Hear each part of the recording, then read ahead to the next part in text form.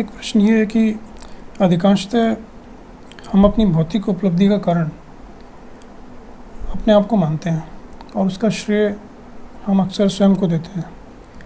लेकिन यदि कभी हमारे जीवन में असफलता या प्रतिकूलता या तनाव जैसी स्थिति खड़ी हो तो उसका कारण अक्सर हम दूसरों को, परिस्थितियों को या अपने परिवेश को मानते हैं। तो ऐसा क्यों है? इसका क्या कारण है? ये बहुत ही सामान्य स्थिति है सामान्य मनुष्य के साथ, और यही मूल कारण भी है सामान्य मनुष्य की अधिकांश अशांति, उलझाव, तनाव। इन सब का कारण भी यही सोच है कि जहाँ सफलता है, अनुकूलता है, वहाँ उसका जो मैं है, अहम है,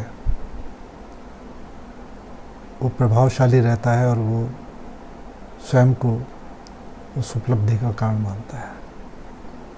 लेकिन जैसे ही कहीं थोड़ी सी असफलता या प्रतिकूलता आई किसी भी धरातल की, वहाँ फिर वो किसी व्यक्ति को, घटनाओं को, भगवान को, प्रारब्ध को, उनको फिर उत्तरदायी ठहराने लगता है। और इन दोनों स्थितियों का मूल है सामान्य व्यक्ति का अहम या मिथ्या मैं।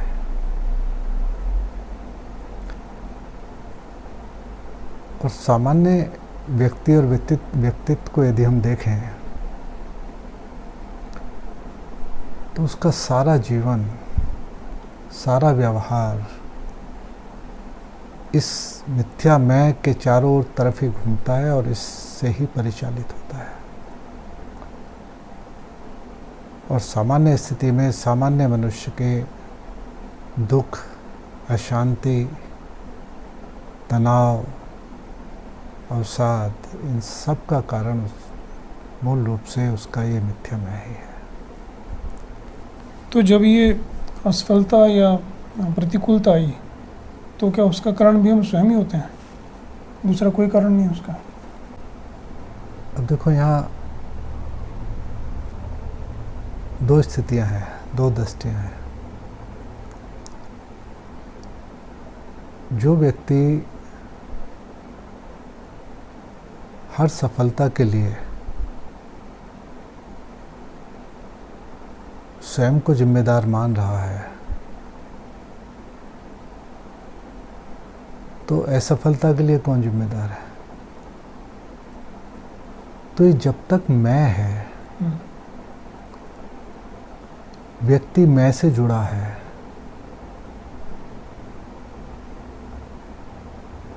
तब तक ही वो सफलता और असफलता से जुड़ा रहता है, उससे प्रभावित होता है।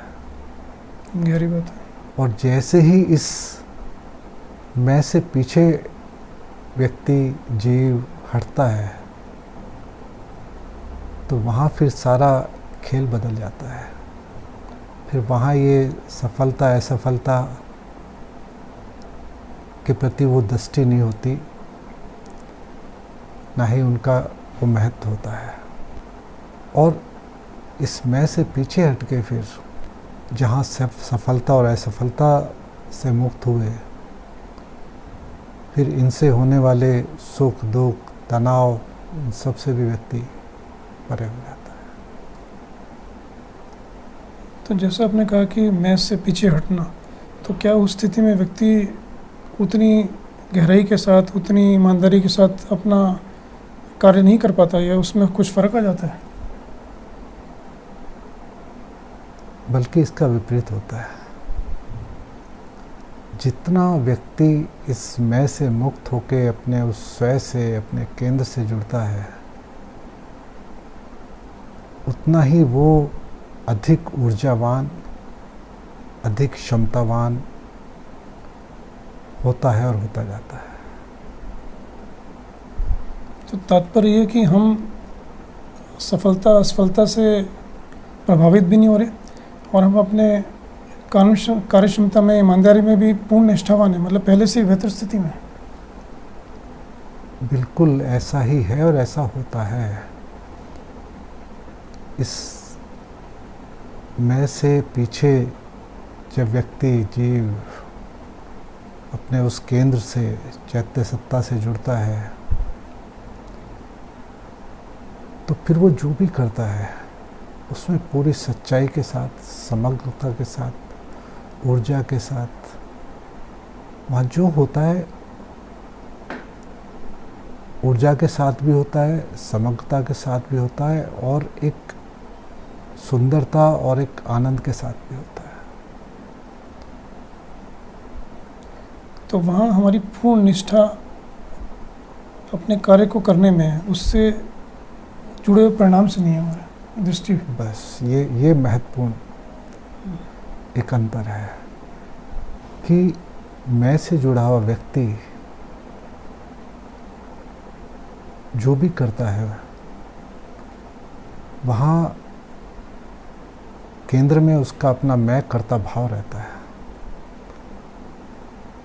तो सफलता हुई, खुश हो गए, उछलने लगे। असफलता आई तो जैसा था पहले हुआ कि या तो दोषारोपण करने लगेंगे दूसरों को, दुखी होंगे, तनाव में आ जाएंगे।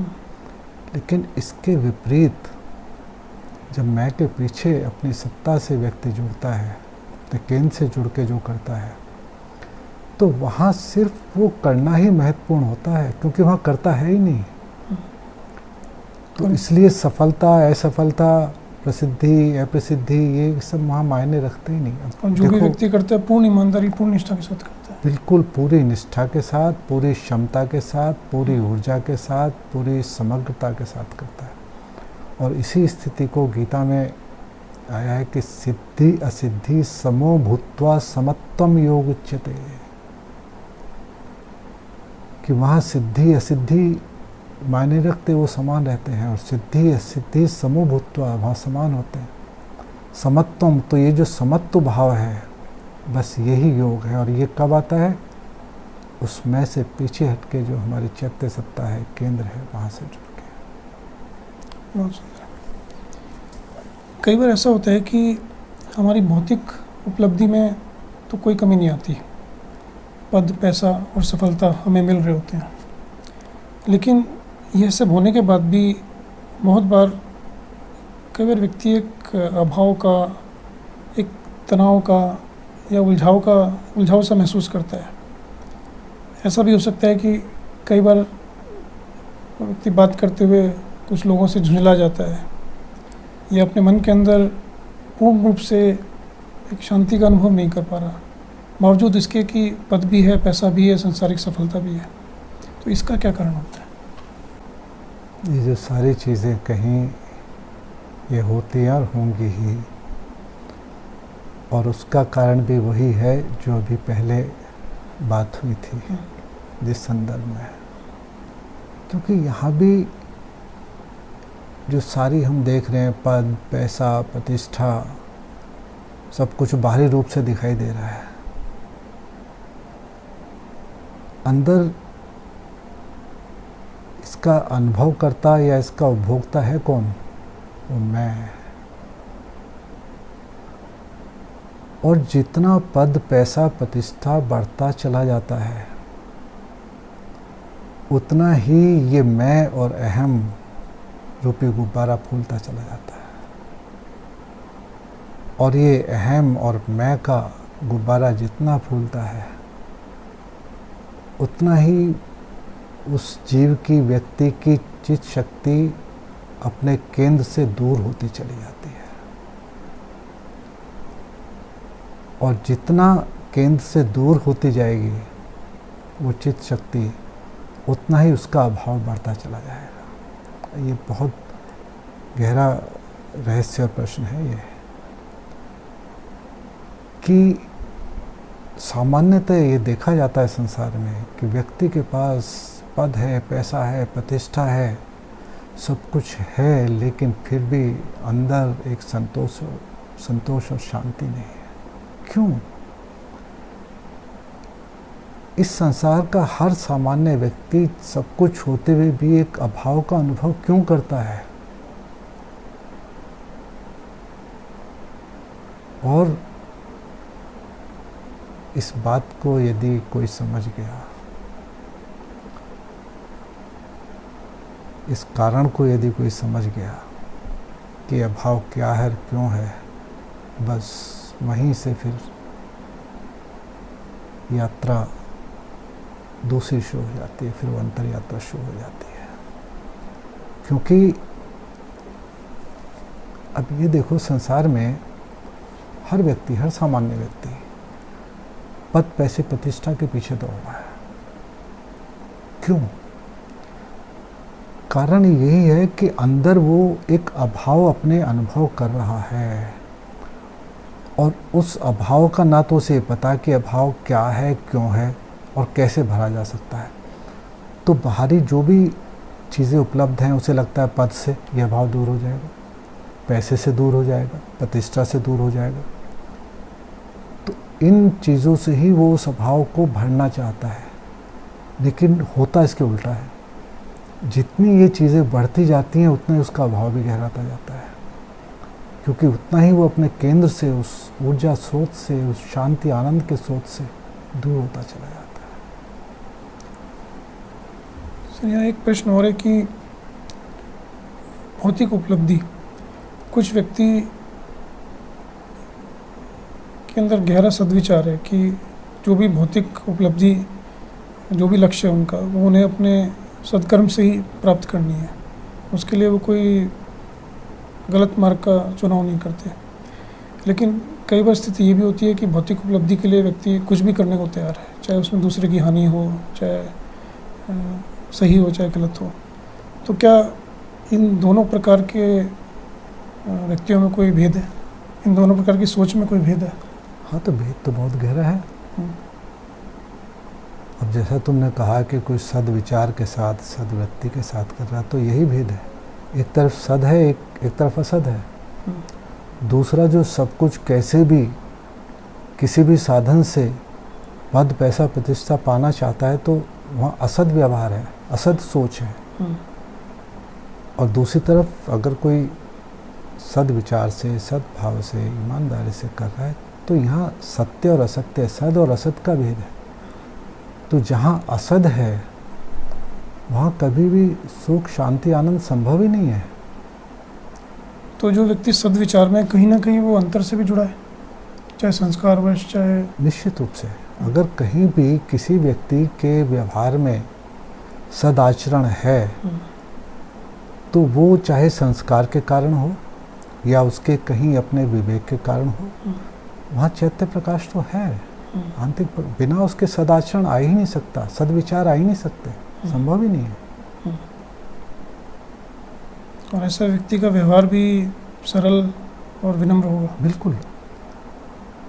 सद्विचार यानी सद्व्यवहार से तात्पर्य यह है कि जहाँ व्यक्ति में सद का प्रकाश होगा, तो उसके व्यवहार में एक सरलता होगी, सहजता होगी, सौम्यता होगी, ये होंगे उसके व्यवहार।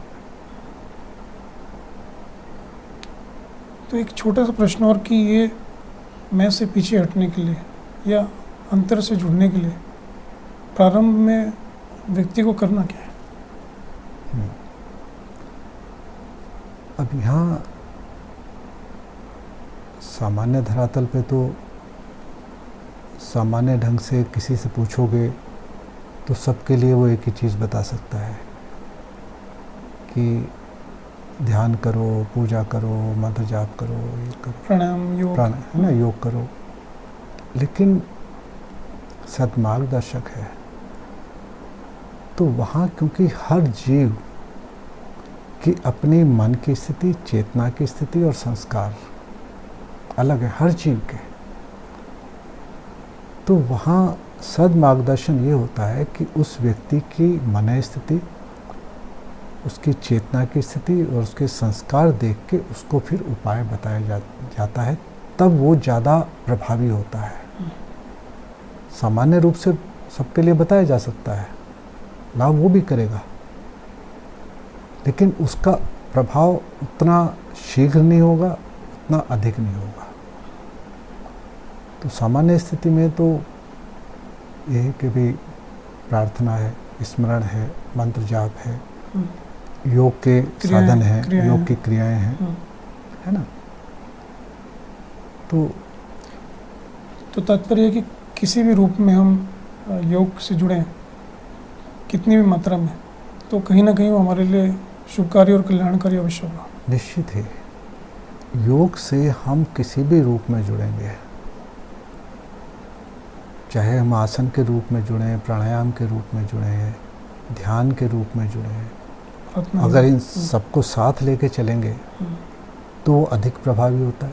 लेकिन उसका प्रभाव होता ही है, निश्चित ही होगा उसका प्रभाव।